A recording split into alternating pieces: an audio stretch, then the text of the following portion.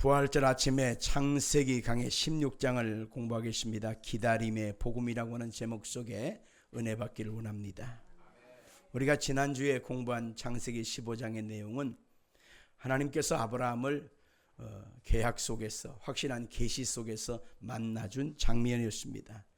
제물을 잡아서 그 제물을 쪼개게 하고 좌우에 둔 사이에 하나님이 불꽃 같은 모습으로 지나가심으로 이 불꽃같이 하나님은 언약 속에서 확실히 이루실 것을 주님이 약속해 주신 것입니다. 그런 엄청난 신앙의 경험, 신앙의 엄청난 하나님의 임재를 경험한 아브라함이 얼마나 큰 은총을 입었겠어요. 그런데 창세기 16장으로 와서 보면 또다시 아브라함이 참으로 어처구니 없는 행동을 하게 되는 것을 보게 됩니다. 왜냐하면 하나님께서 아브라함이 그때까지 아직 자식을 얻지 못했거든요. 그러니까 아브라함과 사라의 마음속에는 이제 두려움이 그들의 마음에 다시 엄습하게 되었고, 사라가 그 남편 아브라함한테 그럽니다. 나는 이제 경수가 끊어졌고 생산할 기능이 떨어졌어요.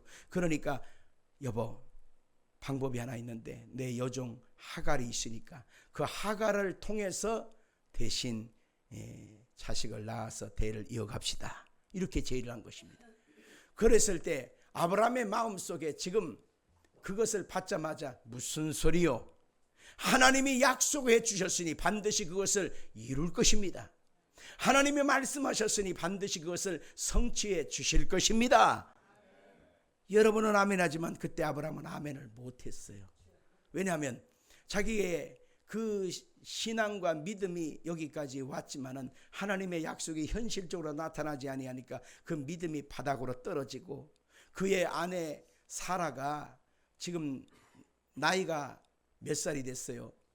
85세가 다 돼가지 않습니까? 그 아브라함이 85세가 되었고 부인은 75세란 말입니다.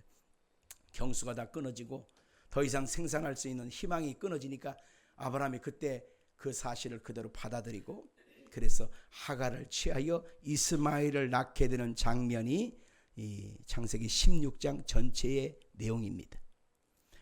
어찌 보면 이것은 아브라함이 불가피한 선택인 것 같지만, 실상은 우리가 믿음을 갖고 신앙을 가지면서 하나님을 기대하고 하나님을 의지한다고 하는 측면에서 바라보면 굉장히 도전을 주며 우리 마음에 여러 가지 질문을 해볼 수 있는 그런 내용이다라고 하는 것입니다.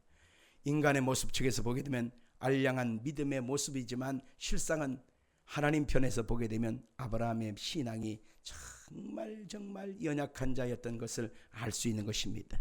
오늘 본문의 내용은 오직 하나님의 은혜로만 탄생되어지는 하나님의 약속의 나라, 하나님의 약속의 교회가 될 수 있는데, 그것을 사람의 방편으로 이루어가고자 하는 인본주의적 그런 교회의 모습을 볼 수 있다는 것입니다. 그래서 갈라디아서에서 보면 바울 사도는 이렇게 해석을 합니다. 갈라디아서 4장 21절을 우리 한번 읽어봅시다. 시작. 내게 말하라. 율법 아래에 있고자 하는 자들아, 율법을 듣지 못하였느냐? 기록된 바 아브라함에게 두 아들이 있는데 하나는 여종에게서 하나는 자유하는 여자에게서 낳다 하였으며, 여종에게서는 육체를 따라 낳고 자유 있는 여자에게서는 약속으로 말미암아 낳느니라. 이것은 비유니 이 여자들은 두 언약이라. 하나는 신의 산으로부터 종을 낳은 자니 곧 하갈이라. 이 하갈은 아브라함에 있는 신의 산으로 지금 있는 예루살렘과 같은 곳이니 그가 그 자녀들과 더불어 종노릇하고, 오직 위에 있는 예루살렘은 자유자니 곧 우리 어머니라. 기록된 바 잉태하지 못한 자여 즐거워하라. 산고를 모르는 자여 소리질러 외치라. 이는 홀로 사는 자의 자녀가 남편 있는 자의 자녀보다 많음이라 하였으니, 형제들아 너희는 이삭과 같이 약속의 자녀라. 그러나 그때에 육체를 따라 난 자가 성령을 따라 난 자를 박해한 것 같이 이제도 그러하도다. 그러나 성경이 무엇을 말하느냐? 여종과 그 아들을 내쫓으라. 여종의 아들이 자유 있는 여자의 아들과 더불어 유업을 얻지 못하리라 하였느니라. 그런즉 형제들아, 우리는 여종의 자녀가 아니요 자유 있는 여자의 자녀니라. 아멘. 아브라함이 지금 하갈과 그 몸을 취해서 이스마엘을 낳은 장면을 보면서 바울 사도는 이것이 율법의 존재에서 나아진 이스라엘의 모습이다라고 해석을 한 것입니다. 그런데 율법의 의로는 절대로 하나님의 구원의 약속을 이룰 수가 없고 의를 이룰 수가 없습니다. 그래서 하나님께서는 약속의 아들인 그 이삭을 낳게 하심으로 하나님의 나라는 율법에 속한 결과가 아니라 바로 하나님의 나라는 예수 그리스도의 약속의 자녀들로 이루어진 교회의 모습이라고 말하고 있는 것입니다. 교회는 오직 하나님의 은혜로 말미암아 되는 것이지 스스로 노력이나 열심의 근거로 탄생될 수가 없다는 것을 알아야 하는 것입니다. 여러분과 저는 지금 어떻게 열심을 내고 성실히 살고 착하게 살아야 구원받는다라고 하는 것으로 우리가 일치된 목적을 가지고 우리가 모였다면 그것은 하나님의 의가 이루어질 수가 없는 잘못된 만남인 것입니다. 우리는 똑같이 지금 고백하고 있는 것이 우리의 의로 노력으로 예씀으로 수고로는 구원을 얻을 수가 없어.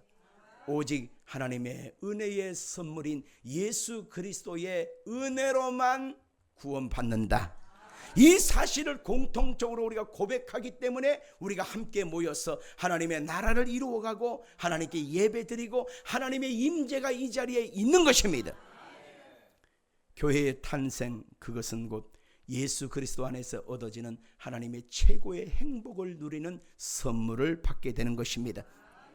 죄인들이 교회로 탄생된다고 하는 것의 의미는 타락한 자들이 사망의 열매들인 고통 속에서 참된 행복의 자리로 옮겨짐을 말하는 것입니다. 그래서 구원이라고 하는 것은 죄로 인해 엉뚱한 행복을 쫓느라 고통 속에서 빠진 자들이 이제는 내 의로 이룰 수가 없구나. 그래서 하나님의 은혜로 꽉 찬 행복을 누리기 위해서 우리가 지금 모인 것입니다. 이 세상에 태어나는 모든 인간들은 각자가 추구하는 행복이 있지요. 내가 원하는 물질, 내가 원하는 세상의 쾌락, 내가 원하는 세상의 재미와 목표를 이루기 위해서 그것을 통해서 성취된 최고의 목적, 행복을 얻고자 하는 것입니다. 그런데 우리 교회라고 하는 것은 그것이 아닙니다. 나의 의지와 노력으로 얻은 모든 산물들이 나에게 행복이 될 수가 없어. 돈도 행복이 될 수가 없고 세상의 권력도 행복이 될 수가 없고 세상의 욕망의 목표가 아무리 거창하게 이루어진다 할지라도 내 영혼의 행복이 이루어질 수가 없기 때문에 이제는 이것을 다 내려놓고 예수 그리스도 안에서 주시는 하나님의 구원의 행복, 영생의 행복을 우리가 얻고자 지금 우리가 모인 것입니다. 예수 그리스도의 은혜를 모르는 자들은 자신의 행복의 길을 자신의 힘과 노력으로 얻어지려고 몸부림을 치다가 갈증하고 고통하고 탄식하다가 후회하고 더 이상 갈 곳 없는 그곳에서 영생과 주님 주신 천국을 잃어버리고 영벌의 나라로 떨어지게 되는 것입니다.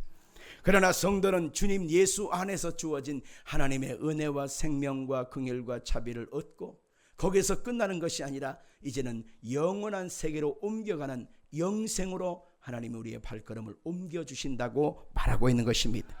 교회는 그런 것입니다. 그래서 교회는 이 세상의 수신자인 교회들에게 끊임없이 무엇을 얘기하고 있냐면 무장해제하라는 것입니다. 네가 지금 움켜쥐고 있던 그것이 결코 행복도 줄 수 없고 의를 줄 수도 없는 거야. 그것으로 하나님께서 주시는 영생을 얻을 수 있는 것은 아니야. 그것을 내려놔야 돼. 나의 능력, 나의 예씀, 나의 수고, 내가 몸부림치고 움켜잡았던 그것을 내려놓고 이제는 예수를 붙잡아야 돼. 이것을 성경에서 끊임없이 알려주고 있다라고 하는 것입니다. 이 땅의 힘과 방법과 수단을 통해서는 자기가 원하는 것을 얻고자 하여 얻을 수는 있을지언정 하나님이 우리 가운데 주시고자 하는 진정한 영생과 하늘나라는 얻을 수가 없는 것입니다. 많은 사람들이 율법주의에 빠진 채 오늘도 이스마엘 그 하갈을 얻고자 하는데 사람들은 치중합니다. 하나님이 정말 주시고자 하는 약속의 아들 이삭을 내려 던져버리고 무가치하게 여겨버리고 그것을 거절하고 당장 눈앞에 보이는 하갈을 통해서 이스마엘을 낳고자 하는데 사람들은 전력질주하고 살아갑니다. 그래서 성경은 이 세대를 본받지 말고 오직 마음을 새롭게 함으로 변화를 받아야 한다. 하나님의 선하고 기뻐하시고 온전한 뜻은 바로 예수 그리스도 안에서 주시는 하나님의 생명이라고 알려주고 있는 것입니다. 첫 번째, 아담이 잘못된 사단의 속임을 받습니다. 선악과 나무 과실을 따먹지 말라, 먹는 날에는 네가 반드시 죽는다고 하는 하나님의 명하심에도 사탄은 거짓말을 합니다. 눈이 밝아졌어, 영생을 얻을 수 있어, 하늘나라를 얻을 수 있어, 네가 그것을 먹는 날에는 네 눈을 밝아서 하나님처럼 될 수 있어, 끊임없이 유혹합니다. 그런데 아담과 하와는 그 유혹에 넘어가서 결국 선악과를 따먹고 하나님의 소중한 은혜를 다 상실한 채 멸망과 사망길로 던져지지 않습니까? 오늘날도 똑같이 이 시대에 사탄은 와서 우리들의 마음속에 예수 그리스도의 생명을 무가치하게 여겨버리고 네가 원하는 그것을 악착같이 움크러 가장 귀한 것처럼 생명처럼 여기라고 사람들의 마음을 꿰고 있습니다. 그래서 많은 사람들이 오늘날도 그 속임에 넘어가고 살고 있다는 것입니다. 성도는 이 땅에서 세상의 지혜와 세상의 힘을 이용해서 스스로 행복에 도달하려고 하는 세상의 시도가 헛된 것임을 알기에 이제는 나 자신을 부인하고 나에게 맡기신 십자가의 은혜를 꼭 붙들고 예수님을 쫓아가는 삶을 오늘 여러분과 저는 추구하고 살아가는 것입니다. 성도는 이 땅에서 세상의 지혜와 힘을 통해서 스스로 행복을 얻으려고 하는 세상의 어리석은 방법에 이제는 멈추고, 이제는 이것이 옳지 않구나, 이것이 마땅하지 않구나, 이제는 하나님의 약속을 기다려야 하는구나, 하나님의 약속을 기다리고 살아가는 것이 참 안 보이니까 답답합니다. 하나님의 약속의 때가 이룰 때까지 기다린다고 하는 것은 참 답답해요. 너무너무 참고 기다린다고 하는 것은 많은 인내가 필요합니다. 그리고 내 자신을 자꾸 내려놓을 수밖에 없는 과정이 있습니다. 그래서 답답해하고 초조해하기도 하고 불안해하기도 하고 때로는 절망감이 느껴지기도 하고, 하나님을 믿는데 왜 내 삶의 현장에 내가 원하는 것은 이루어지지 않는 거야, 언제나 이루어지는 거야 하면서 많은 사람이 믿다가 실족하고 인내의 한계성을 느껴버릴 때가 많습니다. 그러나 성경은 하나님의 그 약속의 때가 조금 더딘 것 같아도 반드시 이루어진다는 것입니다. 그래서 우리에게 요구되어지는 것은 그 약속의 때가 이루어질 때까지 우리는 기다려야 한다는 것입니다. 아멘 하실까요? 베드로후서 3장 9절 말씀을 같이 보겠습니다. 주의 약속은 어떤 이들이 더디다고 생각하는 것 같이 더딘 것이 아니라 오직 주께서는 너희를 대하여 오래 참으사 아무도 멸망하지 않고 다 회개하기에 이르기를 원하시느니라. 주의 약속의 특징은 뭐냐면 더딤이라고 하는 것입니다. 같이 봅시다. 주의 약속의 특징은 더딤입니다. 아멘 합시다. 하나님의 모든 약속은 우리가 생각할 때 더딤이라고 하는 과정을 통해서 모든 것이 성취되어지게끔 하나님의 시스템 자체가 그렇게 만들어져 있어요. 작은 상추 씨앗이 심겨져서 우리 입에 상추 쌈으로 들어가는 그 모든 시간은 30일이 꼭 필요합니다. 씨앗이 심겨져서 순이 나서 자라서 이파리가 쫙 퍼져서 내가 여기 있어요 할 때 그것을 뜯어서 씻어서 상추 쌈을 참 맛있게 먹는 순간까지 30일이라고 하는 더딤이 필요한 것입니다. 이 더딤의 시간은 어찌하든지 간에 기다려줘야 합니다. 이 30의 시간이 아무리 바쁘고 아무리 신경질이 날지라도 여러분들 이 30일이라는 시간이 꼭 필요합니다. 하나님이 우리 속에 생명의 씨앗을 잉태돼서 10달이라고 하는 시간이 꼭 차야만 세상에 생산되어질 수 있는 것처럼 우리는 자판기의 그 시스템을 항상 우리는 동경을 합니다. 동전 넣고 버튼 누르고 팍 하면 팍 떨어져야 돼요. 그래서 탁 뜯어서 아우 시원해. 이걸 우리는 익숙하게 생각하기 때문에 꼭 이런 것을 우리의 신앙생활에 그대로 접목합니다. 여러분들, 하나님은 조금도 오차 없이 이 세상을 지금까지 움직이고 계시고 앞으로도 하나님의 시간표에 의하여 정확하게 움직여 간다는 사실을 믿으시길 바랍니다. 하나님께서 우리에게 주신 약속은 더딘 것이 아니라 하나님의 역사 속에 반드시 이루어져 가기 때문에 우리에게 지금 필요한 것은 기다림이라고 하는 것입니다. 오랜 기다림의 시간이 결국 하나님의 약속의 성취가 가장 행복의 가장 최고의 열매로 우리 가운데 임하게 되는 것입니다.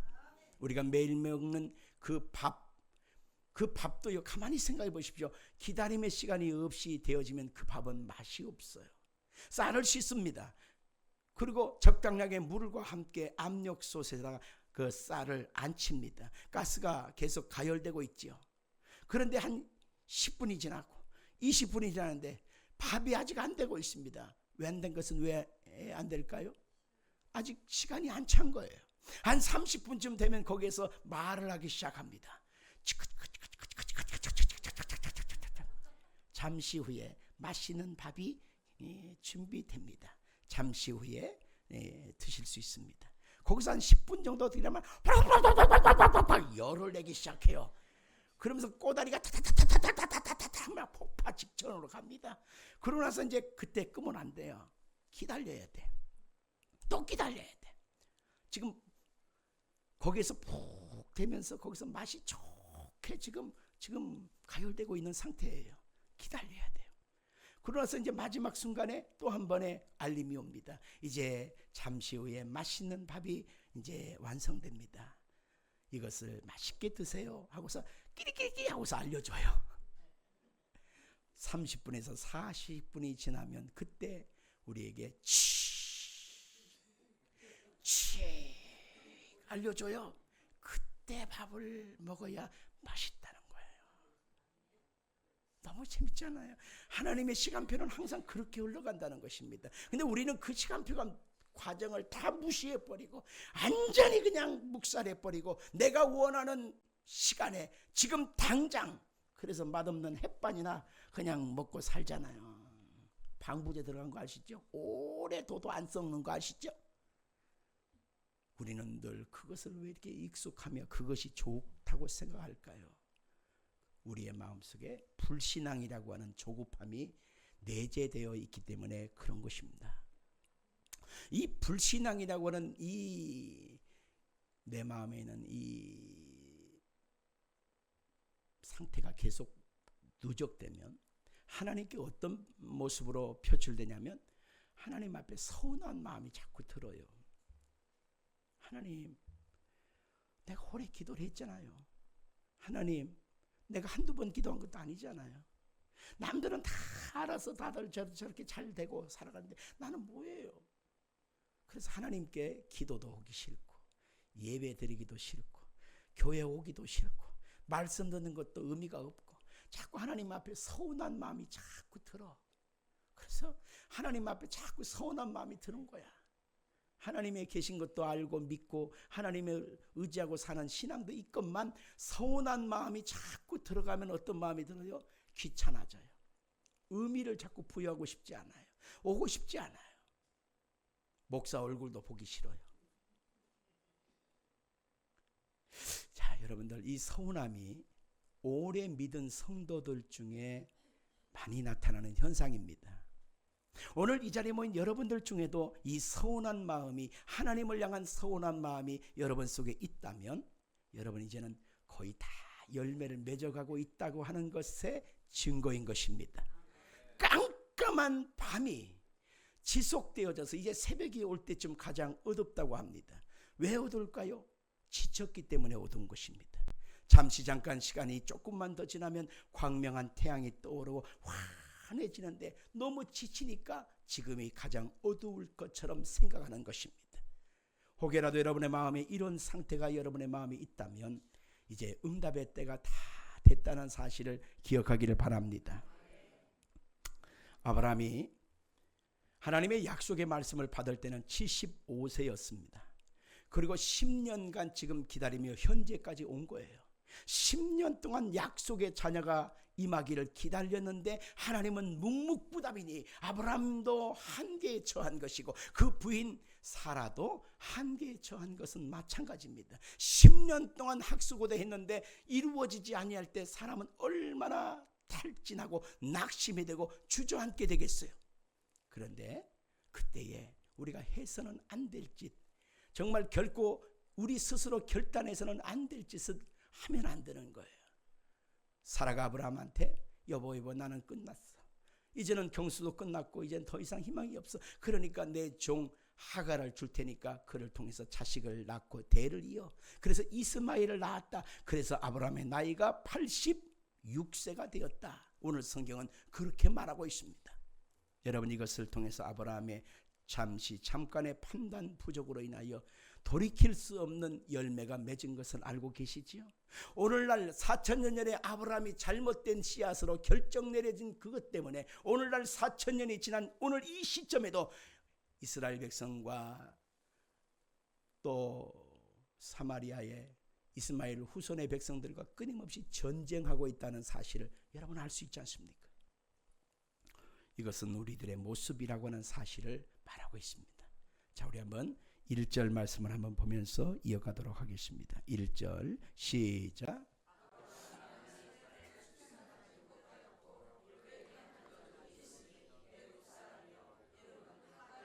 아브라함의 아내의 사례는 출산하지 못하였고, 이때 아브라함이 나이가 85세였고 그의 부인은 75세였어요. 여기에서 우리는 하나님이 약속하신 것을 까먹었나?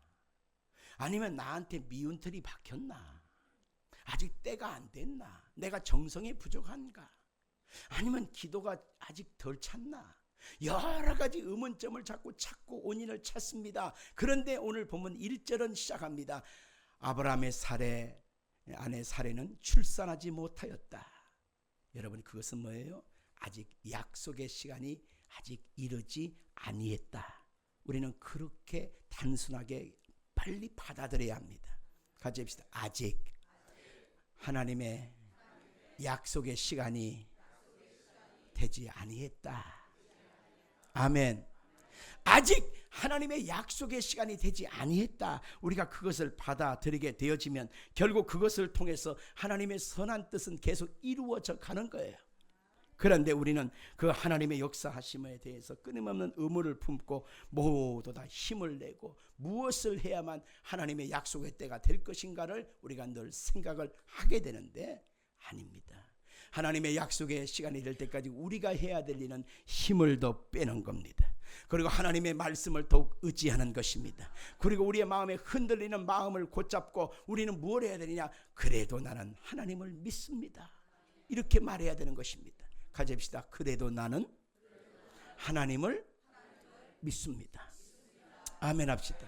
그래도 나는 하나님의 일하심을 믿습니다. 하나님의 약속의 때를 믿습니다. 그래도 나는 하나님이 멋지게 그 약속의 때를 이루실 것을 믿습니다. 이런 신앙 고백이 있어야 하는 것입니다. 자, 우리 한번 2절도 읽어봅시다. 2절 시작. 사내가 아브라함에게 이르되 여호와께서 내 출산을 허락하지 아니하셨으니 원하건대 내 여종에게 들어가라. 내가 혹 그런 말미암아 자녀를 얻을까 하노라 하며 아브라함이 사라의 말을 들으니라. 여기서 보면 아브라함도 사라도 아직 믿음이 설익었다는 사실을 알 수 있어요. 아무리 기다려도 하나님이 자식 주지 않잖아요. 근데 내가 원하건대 내 여종을 줄 테니까 여보 당신은 그 여종을 통해서 자식을 낳으시오. 이렇게 말할 때 아브라함이 믿음이 더 충만했다면 어떻게 반응해야 돼요? 여보 뭔 소리 하는 거예요 지금?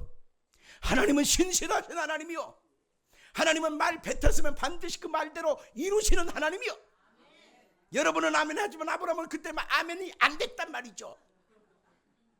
당신은 그렇게 말했지만 정말 하나님을 기다려야지 그랬더라면 아브라함이 얼마나 멋진 사람이요, 우리가 믿음의 존경스러운 대상이 될 수 있을 거예요. 근데 아브라함이 그때 뭐라고 하냐면 사라의 말, 그의 부인의 말을 들으니라. 그러니까 마누라나 남편이나 부창부수요 똑같았다 그 얘기. 아직 믿음이 설리고 아직 차지 않았다 그 얘기입니다. 이게 바로 우리들의 모습인 것 같습니다. 우리들이 대단한 믿음 갖고 대단한 하나님의 은혜를 경험해도 때로는 사람이다 보니까 낙심이 되고, 사람이다 보니까 탄식하게 되고, 사람이다 보니까 환경 바라보게 되고, 어쩔 수 없는 내 스스로의 최선을 찾아서 내 나름대로의 선택을 하지 않느냐, 그 얘기입니다. 그러나 그 속에서 하나님의 역사가 계속 이루어지면 좋은데 이루어지지가 않고 자꾸 엄한 길로 가게 된다는 거죠. 마치 요나라고 하는 선지자에게 느니의 땅에 가서 복음을 전하라, 그 땅을 구원하라 외치러 가야 되지만 그 땅은 원수의 땅이기 때문에 요나가 가기를 거부합니다. 그리고 니느웨야 반대편인 다시스로 가는 배를 타기 위하여 요바로 내려가서 배를 타고 가려고 합니다. 배 밑창에 들어가지 않아요. 근데 그때 마침 그 배가 한 달에 한 번, 6개월에 한 번, 1년에 한 번, 그렇게 정기적인 그 어떤 배가 아니고 부정기적이에요. 언제 배가 있을지 모르는 상황이에요. 근데 마침 배가 있었다는 거예요. 좋아. 근데 또 한 가지 현상은 뭐냐면 바람이 순풍이 불었다. 그래서 순풍이 불었다. 아하, 내가 맞는 생각하는 것이 맞았어. 이렇게 착각하고 있었다는 거죠. 근데 그게 아니었던 거죠. 하나님은 그 요나가 탄 배를 풍랑을 통해서 엎어버립니다. 막 죽게 되니까 제비를 뽑고 제비가 요나에게 뽑히고 그리고 요나가 물고기 뱃속으로 던져지게 되잖아요. 사망으로 던져지지 않습니까? 이게 바로 우리들의 모습이기도 하는 것입니다. 하나님의 약속의 때는 반드시 그 약속이 이루어질 때까지 하나님은 멈추고 계신 것이 아니라 반드시 지금도 일하시고 계시건만 현상만 결과만 원하는 우리들은 자꾸 낙담이 들어오게 되고 요나처럼 자꾸 내가 원하는 길 방편을 쫓아 가기를 원한다, 그 얘기인 것입니다. 사랑하는 성도 여러분들, 우리들의 종교적인 행위가 여기서 드러나는 것입니다. 습관적인 종교적인 행위와 의무와 형식이 결국 하나님 앞에 의가 되지 못하는 것입니다. 내가 10년 동안 신앙생활 했으면 줘야 될 거 아니요. 내가 10년 동안 여기까지 내가 기다렸다면 줘야 될 거 아니요. 10년이라는 시간이 강산이 한번 변한다는 시간인데 왜 안 주는 거예요? 이게 종교적인 인간들이 하는 말의 모습이기도 하는 것입니다. 종교적인 것은 자기의 의무를, 자기의 했던 성과를, 자기가 했던 봉사의 경력을, 시간의 흐름 속에 내가 어떻게 했다는 결과를 자꾸 내세우면서 여기까지 내가 요만큼 했는데 왜 안 주냐고 자꾸 따져대잖아. 이게 바로 종교인들의 항변인 것입니다. 우리의 믿음의 신앙은 거기에서 뭐라고 얘기해야 되느냐면 하나님 10년 동안 여기까지 왔지만 아직도 내가 부족합니다. 연약합니다. 나의 의로는 할 수 없음을 이제 알았으니 내가 더욱 주님께 항복합니다. 내가 주님을 바라봅니다. 이게 신앙인의 믿음의 사람의 대답이어야 하는 것입니다. 성도 여러분들, 10년이라고 하는 시간을 기다렸나요? 여기까지 참고 견뎌왔나요? 최선을 다했나요? 그런데 아무것도 없어요? 그럼 여기서 원망과 투정과 불평과 인간적인 방편을 찾지 말고 내가 이제는 알았습니다. 내 힘으로 안 된다는 것을 알았습니다. 이제는 내가 더욱더 주님을 바라봅니다. 하나님이여 내 원대로 마시고 아버지의 원대로 하시옵소서. 이게 우리들의 고백이 되어야만 하는 것입니다. 우리 한번 성경의 말씀을 한번 다시 보겠습니다. 자, 4절 말씀을 같이 보겠습니다. 4절. 자, 시작.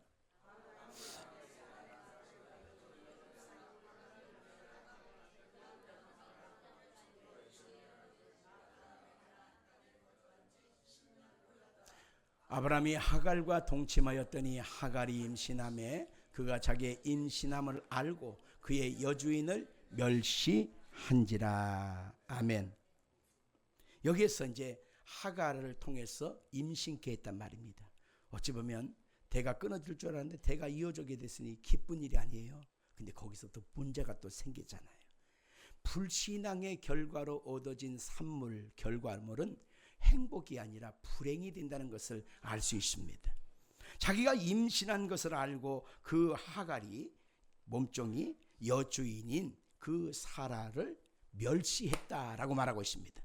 한마디로 말하면 내가 임신했다. 당신은 얘도 못 낳는 주제야. 그럼 이러면서 되던 거요. 그러니까 역전돼 버린 거지.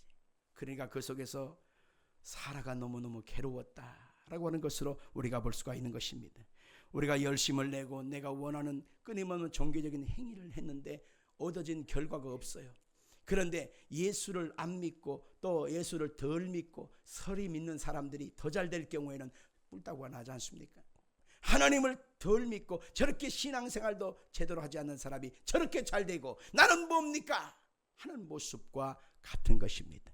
우리는 끊임없이 마음속에 일어나는 그 하갈의 충동질과 끊임없는 참소에 대해서 우리는 끊임없이 나 자신을 돌아봐야 하는 것입니다.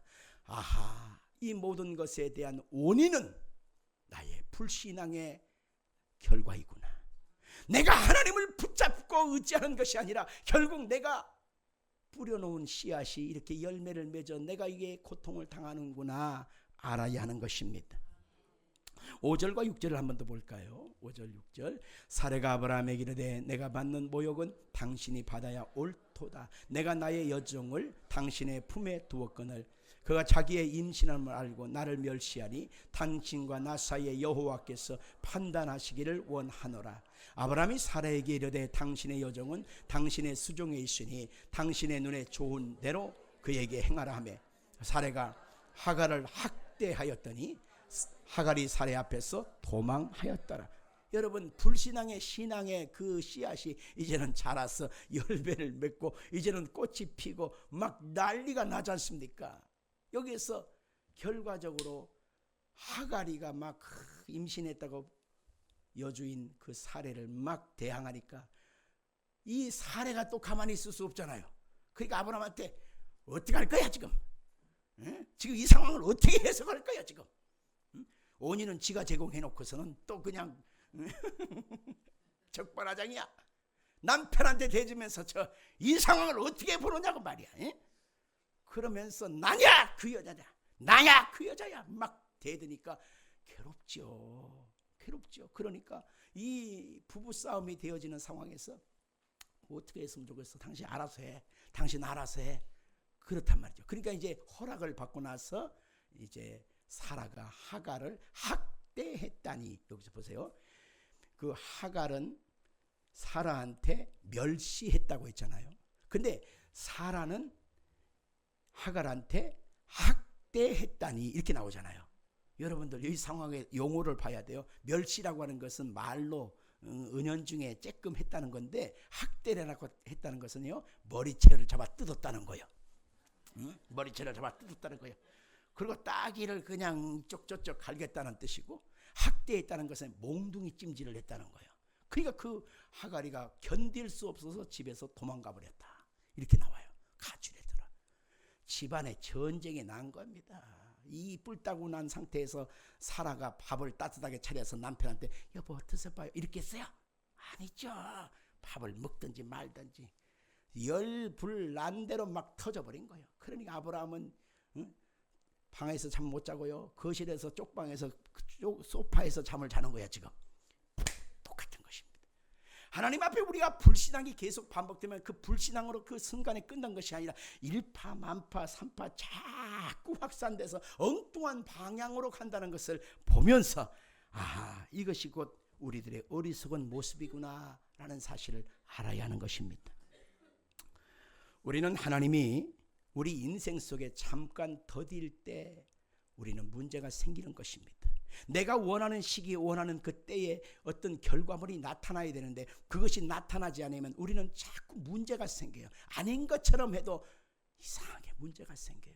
믿음의 중심이 흔들리고 내가 믿었던 하나님에 대한 자꾸 의문점이 들고 결과적으로 나와 세상을, 나와 친구들을, 이웃들을 비교하면서 나는 이렇게 하나님 믿었는데 여마양욕거리인데 하나님도 제대로 알지도 못하고 제대로 믿지도 못하는 저 사람은 저렇게 사니 나는 뭐냐 이거 하면서 신앙의 뿌리가 자꾸 흔들린다 그 얘기예요. 그때 우리는 바로 이것이 하나님이 우리를 버림이 아니라 하나님의 목정하신 시간으로 자꾸 시간표가 착각 어김없이 하나님의 결과와 하나님의 준비됨으로 가고 있다는 사실을 여러분 꼭 믿어야 합니다. 같이 합시다. 하나님은 더딘 것 같아도 반드시 그 약속을 이루신다. 아멘 합시다. 그걸 오늘 시간 여러분과 저는 다시 한번 기억해야 하는 것입니다. 자, 우리가 마지막 부분을 한번 더 보고서 마치겠습니다.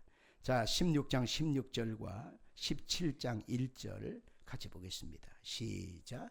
하갈이 아브라함의 이스마엘을 낳았을 때에 아브라함이 86세였더라. 아브라함이 99세 때에 여호와께서 아브라함에게 나타나서 그에게 이르시되 나는 전능한 하나님이라. 너는 내 앞에서 행하여 완전하라. 아멘. 여기에서 아브라함의 나이가 두 가지가 나오죠. 16절에 이스마엘을 낳았을 때 아브라함이 몇 살? 86세. 얼른 계산해 보셔야 돼요. 1절에 보니까 아브라함이 99세 때에 여호와께서 아브라함에게 나타나셨다. 그러면 99에서 86을 빼면